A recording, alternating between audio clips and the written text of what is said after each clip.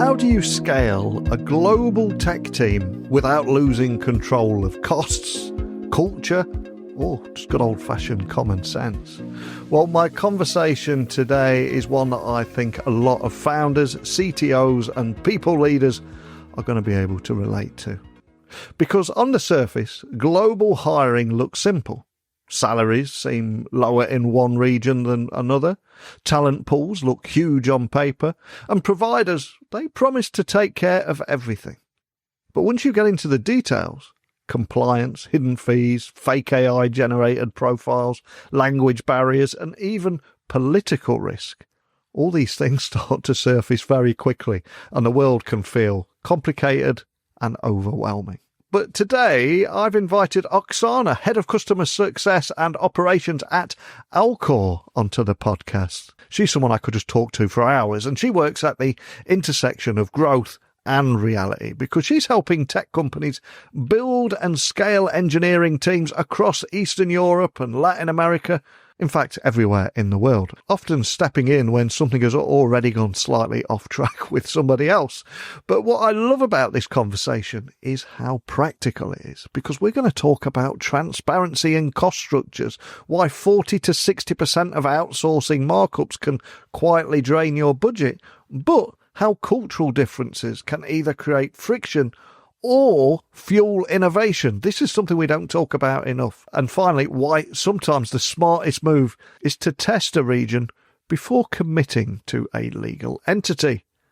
So if you're thinking about scaling, about expanding your engineering footprint this year, or if you're already on that journey and starting to feel a few growing pains, you don't have the right partner in place, there's going to be a real value in listening very closely to what Oksana is going to share with us today. But enough from me. You don't tune in to listen to me talk every day. It is my guest. I'm quite aware of that. And I know my guest is going to blow you away with some magnificent insights today. So enough from me. Let me officially introduce you to her now. So thank you for joining me on the podcast today. Could you tell everyone listening a little about who you are and what you do? Hi, everybody. So my name is Oksana. I'm Head of Customer Success and Operations at Alcor.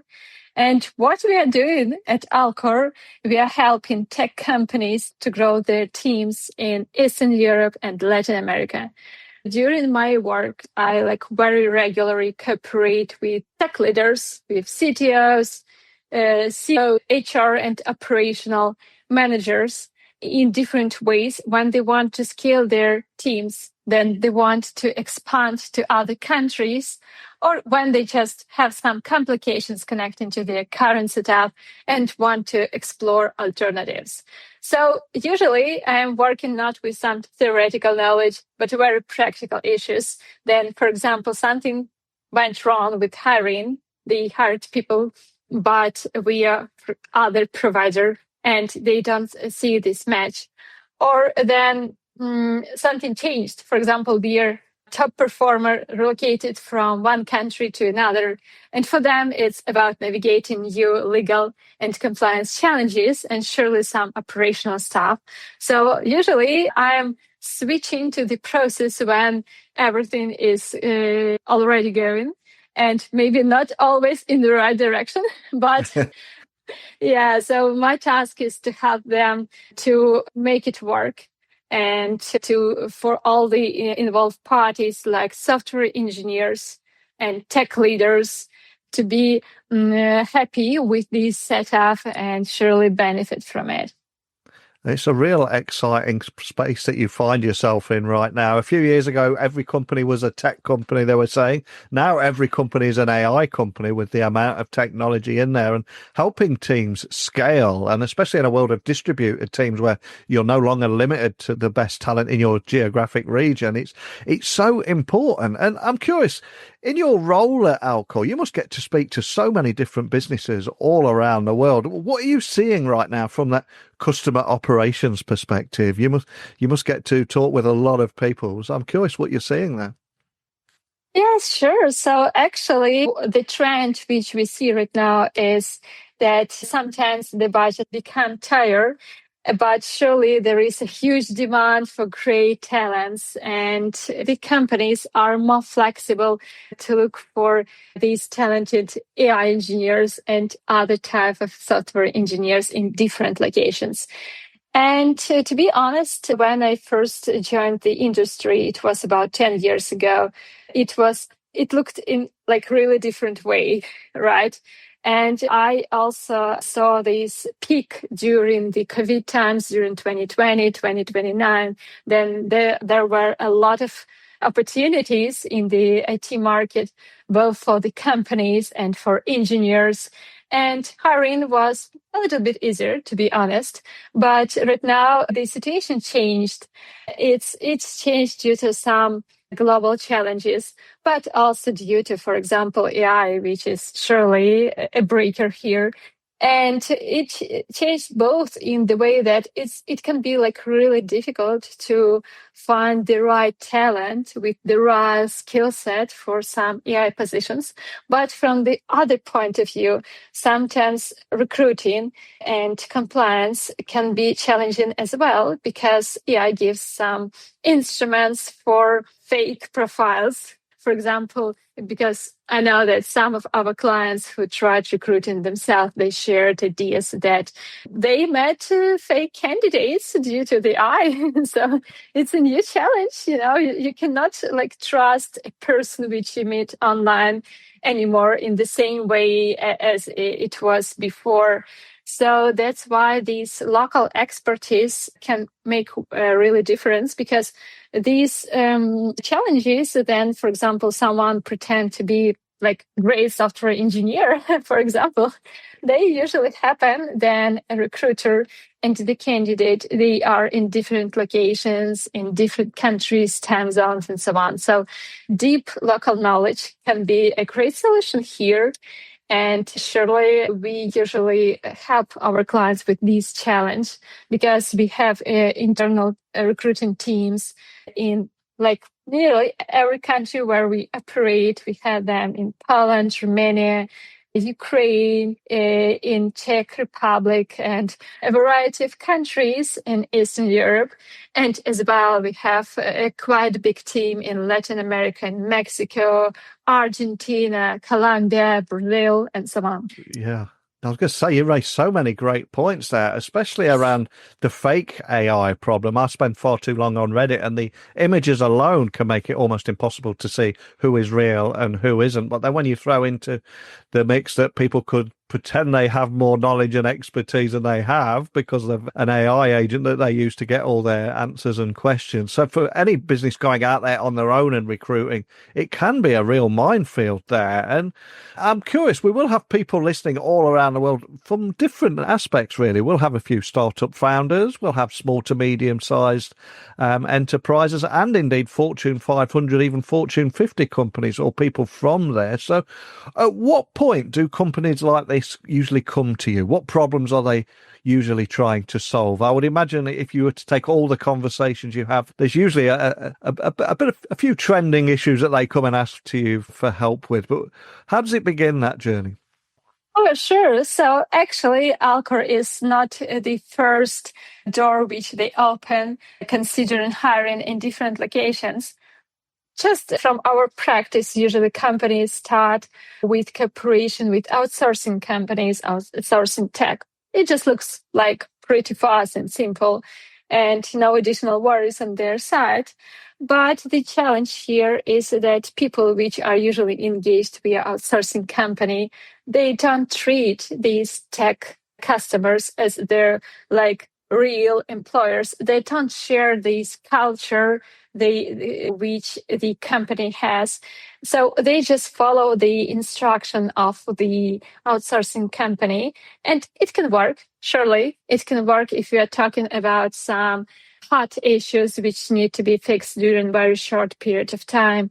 But it doesn't work if we are talking about scaling, about building your own team, about having this trust and having this stability and understand that your team will work for quite a long period of time and be like fully integrated into your own culture, which surely can be the key to success. So I believe that from all the conversation which you have with your interviewers, that culture makes a real difference in the company. It is one of the breakers. And the other thing is actually costs, because from the beginning, everything looks pretty simple with some outsourcing companies, but they can raise their costs from time to time, and you don't really know for what you pay. So before actually my current position, in some of my previous experiences, I worked as a lawyer for some outsourcing companies, so I'm pretty aware about all the contracts and how it works, from legal and cost perspective. And surely in the contracts they have some rate per hour, per some like position, like senior engineer and so on. But you don't really understand whether this person is really senior engineer, or is it middle or junior even engineer who just provide this service. And the other thing that you don't really understand what value you get for this cost and how much, for example, this engineer gets. So what's the salary? Maybe you can hire someone else who would provide more value to your product instead. So usually when the clients come to us after their experience with outsourcing companies, they have very pretty similar questions. And first question which they ask, what will be the cost for transfer this team to us? And so, they are very excited, and they are very surprised that we don't charge anything, because even in some companies, if you're talking about outsourcing or ER providers, so they charge even for onboarding people, and that's crazy. Yeah. So these people, you haven't add some value, but you already charge for something, and it just doesn't work, right? So the other thing which they are asking us about is what are our prices, cost structure, and everything connecting to that. And our prices are quite simple. So we believe in transparency as the key to success, not only for us, but also for our clients. So we show the salaries which these engineers will actually get to their bank account. And also like our transparent fee, which is a percentage. And in addition, they can opt in for some services like IT recruitment. For example, it's not mandatory. So if you don't want to hire, it's okay. If you have just already your team and want to transfer it, it works for us. You don't have such obligations. And some other services like we talked today about current challenges of the world connecting to AI. So we are doing background checks. We can support them, that might be important in modern world. And also some services connecting to legal and accounting and so on, because surely people need it. But what's important, so the transparency, right? Comparing to outsourcing, that's the main differences. And also, I know the third problem of outsourcing contracts, just as from my previous legal background, and the practice, it's buyout fees. You cannot just say, okay, I'm good with your service. I don't really need it anymore in this way, but I want to hire these engineers, and you cannot even approach to these engineers with some offers and hire them directly. You need to pay very high buyout costs. So sometimes, to be honest, how it works, that our clients, they provide internal due diligence of these team outsourced by other vendors. Some clients understand that these engineers, they are not actually seniors, so that they don't bring the value which they want. And they do evaluation and choose only those people from the team who really perform well and who really add this additional value. They see the amazing results with them. And they transfer only these team members who perform at the best level. And after that, because some outsourcing costs on the top of the salaries can be about 40 to 60%, it's not like a very cost-effective structure. So by saving these costs, they can hire more senior talents via us. And surely in this scenario, we are happy to support them with recruiting, with contractor of record service, with employer of record service, what we do for our clients. But also the companies, they benefit a lot because for the same budget, they have more high-level engineers. So I believe that it's a win-win solution. And you mentioned culture a moment ago, which I'm incredibly grateful that you did, because I think very often it is more important than the technology inside an organisation, very often holds the keys to everything. And outside of that, I think technology has made the world feel much smaller. We can now work from any location on any network at any time. So you would think that it would be much easier, but it isn't always. So why does global hiring feel more complex now than just a few years ago? Yeah, sure. So, this matter connecting to culture is very important because the mistakes which I regularly observe, so some tech leaders, for example, from the US or from the other countries, from Canada, for example, they start hiring teams in other region, in Mexico, or for example, in Eastern Europe, like Poland. And so during the interviewing process, they are very happy with candidates, with their showed cases, and they agree about their soft skills that it looks like they will accommodate their needs. But when the cooperation starts and actual work starts, so it turns out there are like huge cultural differences between people from the US and people from Mexico or from Eastern Europe. So that's why when we start hiring process with our customers, we usually pay attention to the regular standards which are on this market, so that they should be fully aware what to expect, because everything is about expectations, wrong expectations, right expectations. With wrong expectations, you can have like very different results. But if you understand what to expect, so surely you will get the engineering team which fulfill your needs. And also, what's interesting here that we had some cases when some of the clients told us about their previous experience, for example, with candidates from Latin America. And they shared with us that, it was good, but still not on the top level because we experienced that they needed some cultural and communication trainings. And actually, that's fine because surely that like people from Latin America, especially, they're really very flexible and they hear to the feedback, but they need to receive it quite often and regularly. And maybe some trainings can also lead to better results because from this crate, surely they don't understand fully the culture of the company where they start working. But it is just a matter of time, the right communication, the right trainings, and surely it can work. And another thing, by the way, just if we are talking about cultural peculiarities on our and my experience with that we got some very interesting feedbacks from one of our clients. This client is a CTO of a very huge company, and they are developing software connecting to fraud prevention and AI fraud prevention, especially with using voice technologies. So their product requires compliance on the very high level. And this stakeholder, he's originally from India, but he's living in the United States for quite a long period of time.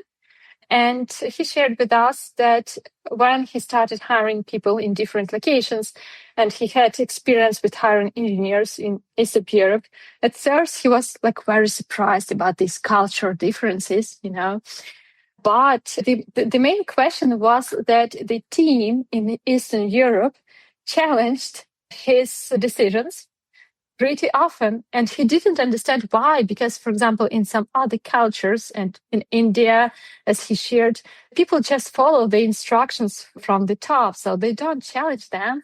But after some initial period, he understood that actually it works.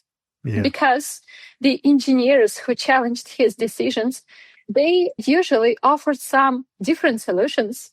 And these solutions could work even better than initial decisions. Right now, after some process, because he moved from one tech company to another on the same very high CTO position, and it's still huge companies, but he preferred to hire right now only in Eastern Europe engineers for that purpose, because he gets some additional value from them when they challenge some decisions and provide some quite good alternatives. So also the matter of these cultural differences, that not always when you hire people in new location, you should change them. Sometimes these differences can bring additional value to your product and your team.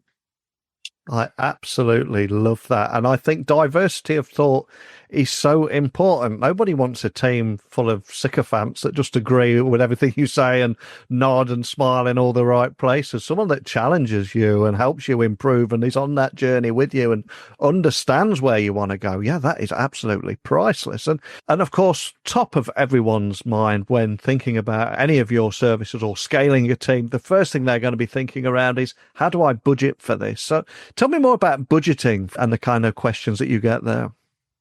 So actually, while our clients try to expand abroad, especially in new locations, we see that usually they suffer from completely estimated budgets, because we see the situation then, for example, people ops and recruiting team, they're looking for the salaries. They see some salaries charts in the selected country where they have zero local experts.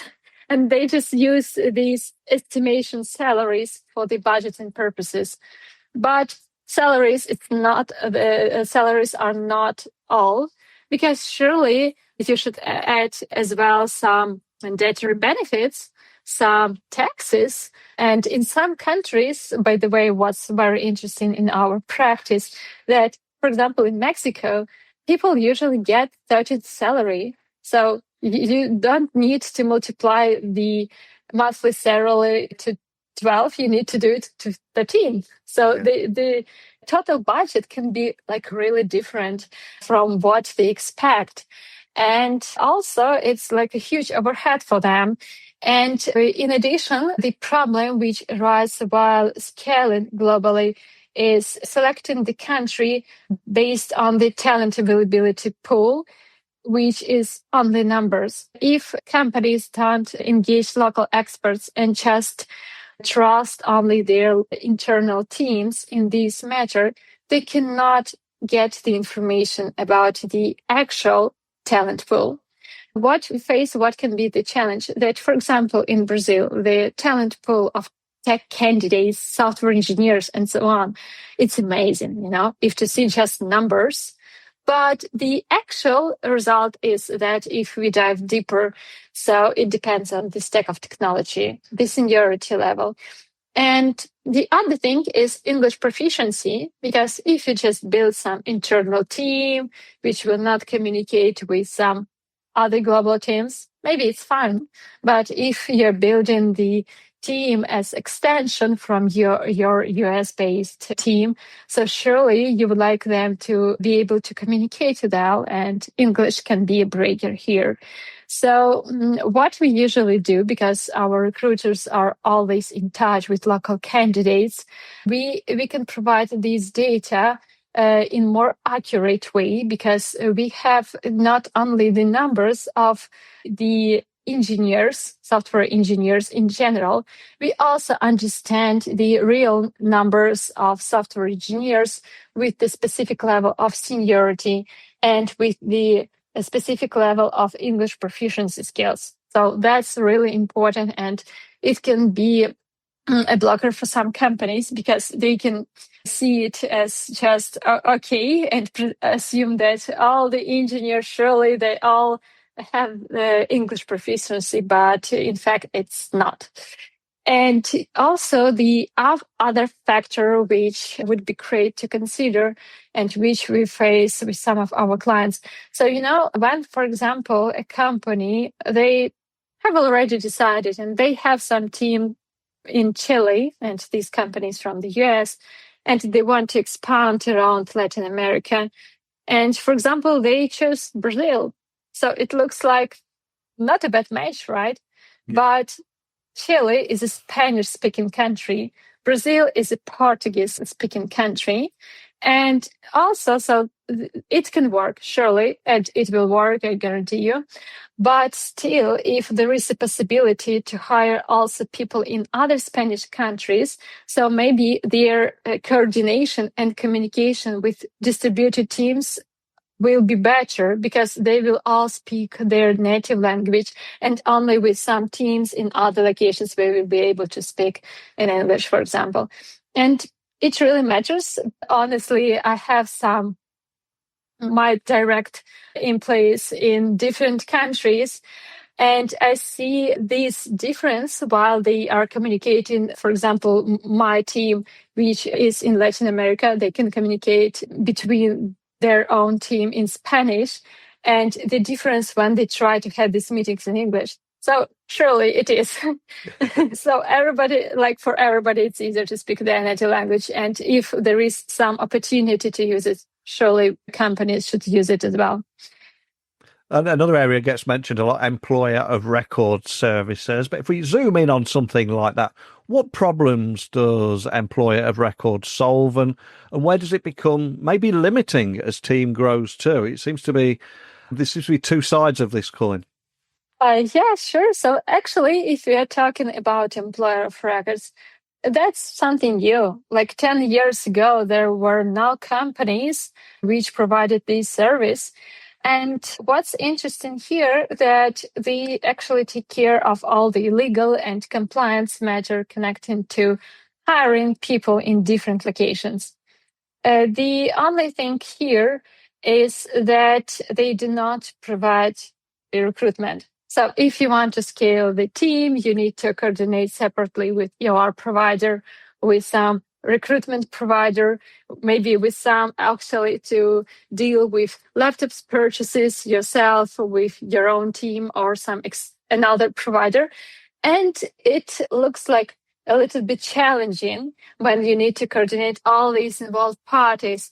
And just in practice, so for example, if finally the candidate which you really want to have on board signed the offer letter, and this candidate is ready to start in 5 days, and you are happy with that, you really want this candidate in 5 days on board, but you need to coordinate the onboarding with a lot of providers. So you need to coordinate it with your provider. So they need to sign all the documents with this person during this period of time.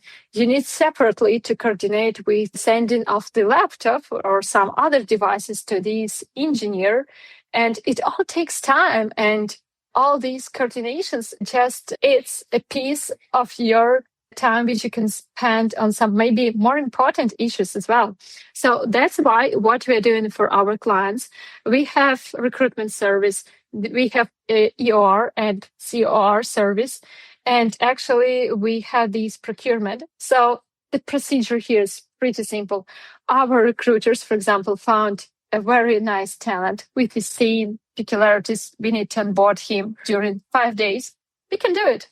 And the client shouldn't do anything. You can just relax and wait for your engineer, and we are taking care of everything. So we are coordinating our internal teams, connecting to signing the documents with this talent to onboard him. We are coordinating also laptop procurement and sending this laptop to this engineer in this specific location.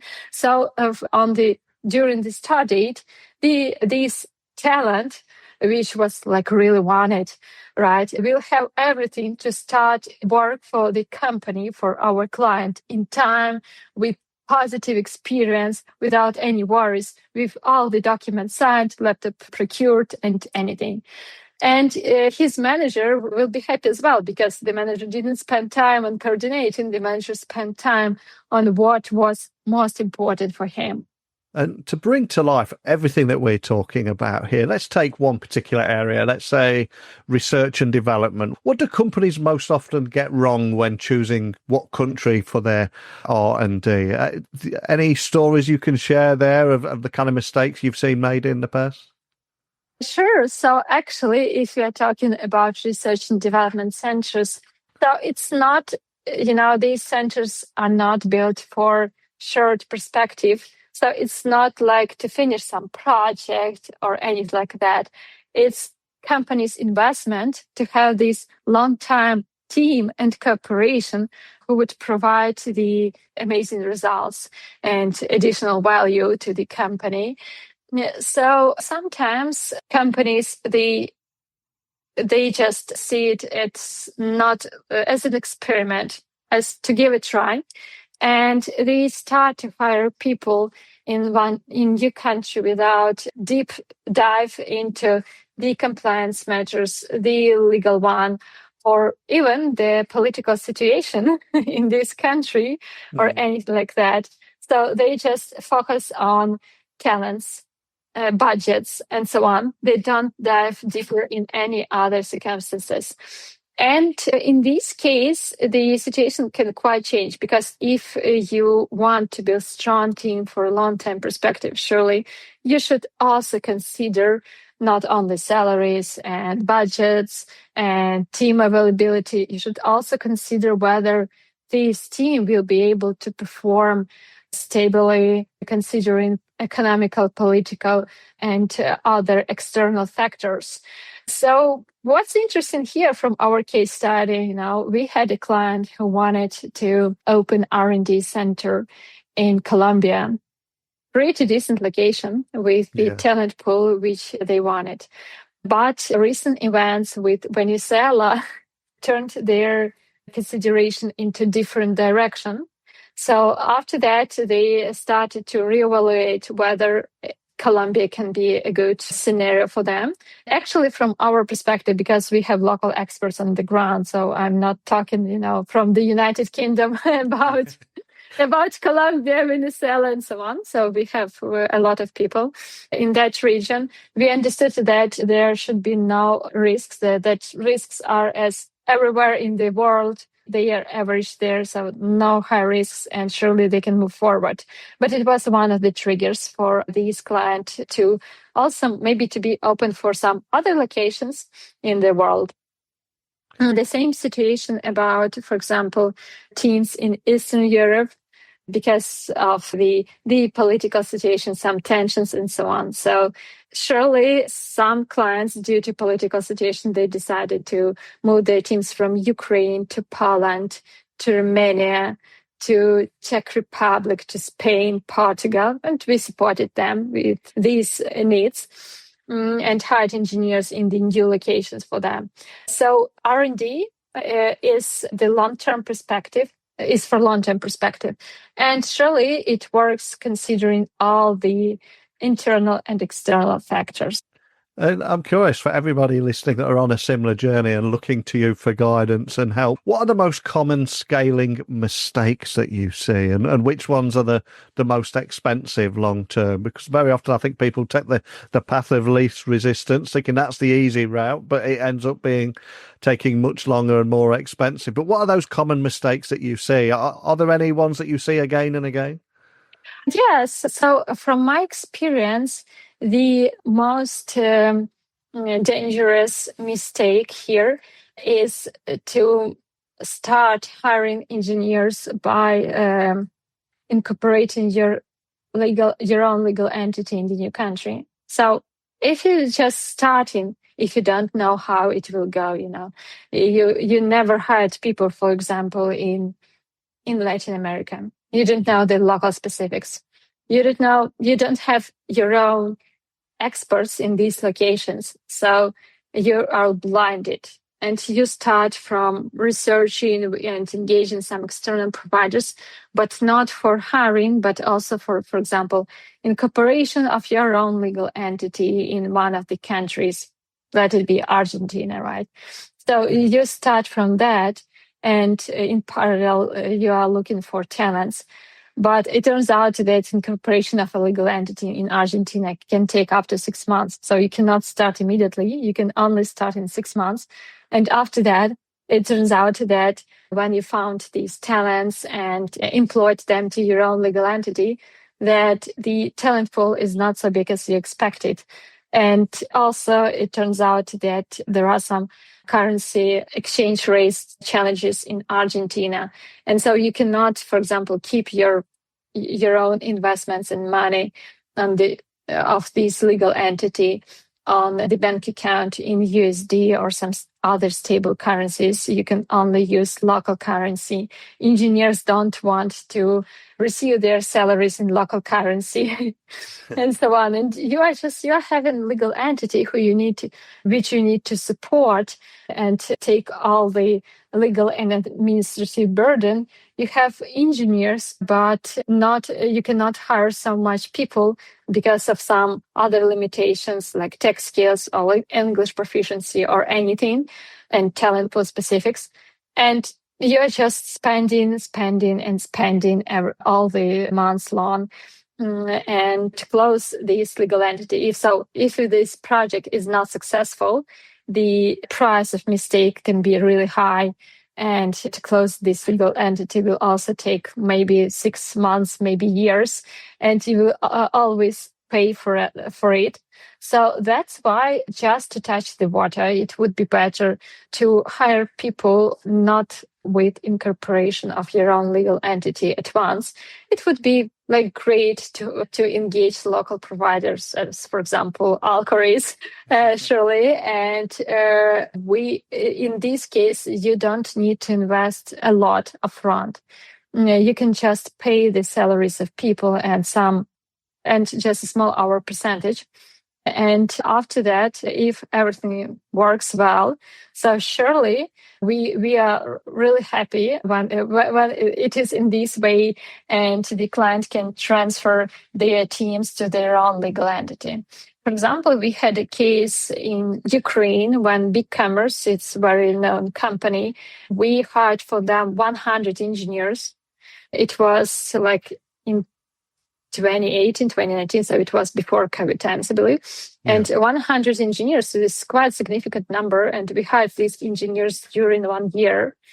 And after that, they decided that they're big enough, they tested their theory, it works for them, and they opened their own legal entity and transferred all people to their own legal entity.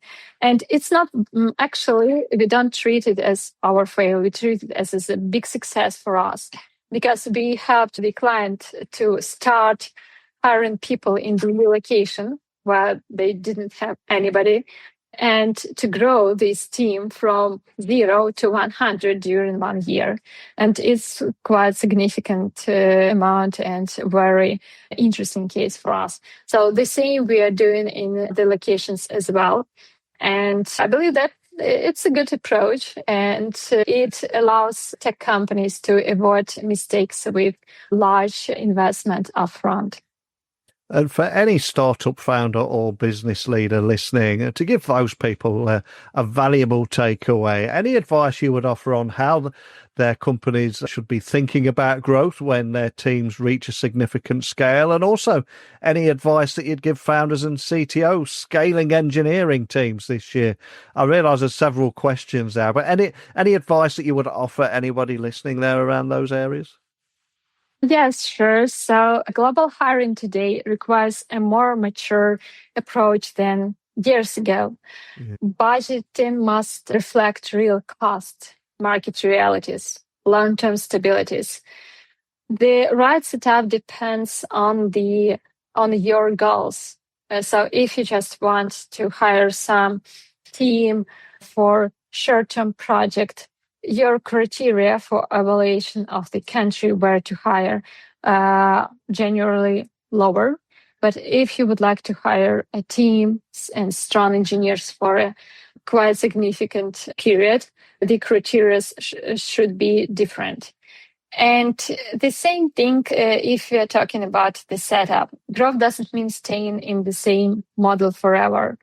You can experiment, you can touch the water with some providers, understand how it works, And after that, change your decision and, for example, incorporate your own legal entity or change the setup. So, it's always hiring globally. It's working on your strategy before starting. It's starting hiring and looking how it goes. And it is about to be open to change the strategy and model and plans when something changes as well. So just correspond to changes and be open to anything which can happen. And surely it's a key to success. And I think that is a powerful moment to end on. But anyone listening wants to continue this conversation with you or your team, find out more details on next best steps or how you might be able to help, or just keep up to speed with some of the announcements that you'll be making throughout the year, where would you like to point everyone listening? Sure. So you can just text me in my LinkedIn or visit our website. Awesome. Well, I will add links to your LinkedIn, the website, the social channels for Alcor, and I would urge people listening to check those out. There's always some great things happening there. But we covered so much in a short amount of time today. But for any tech team or any business looking to expand their tech team and scale, I would certainly urge they check you out. But again, just thank you for talking about this in a language everyone can understand. I really appreciate your time today. Thank you. Thank you. I think there was a moment in our conversation today where Oksana said global hiring today requires a more mature approach than it did a few years ago. And this stayed with me after the recording. Because growth, it sounds incredibly exciting. New markets, new talent, new capabilities. But without clear budgeting, local expertise, realistic expectations around culture and communication, expansion can quickly become an expensive tuition. And what I appreciated most about Oksana's perspective today is that she doesn't frame scaling as a one-size-fits-all decision. There is a different approach here, a much more sensible approach. You can test, you can adapt, you can change your structure as you go. And if you approach global hiring with transparency and flexibility, it can 100% become a competitive advantage rather than a risk. So I generally hope that this conversation resonated with you today. I'm going to add links to Oksana's LinkedIn and the Alcor website in the show notes so you can continue the discussion directly. But please remember, go over to techtalksnetwork.com. I'd love to hear from you. Are you building right now? What lessons have you learned the hard way? Let's keep the conversation going. Send me a DM, send me an audio message. And most importantly, join me here again tomorrow. Same time, same place. Thank you to Oksana for bringing this conversation to life. Thank you for listening. And I'll speak to you tomorrow. Bye for now.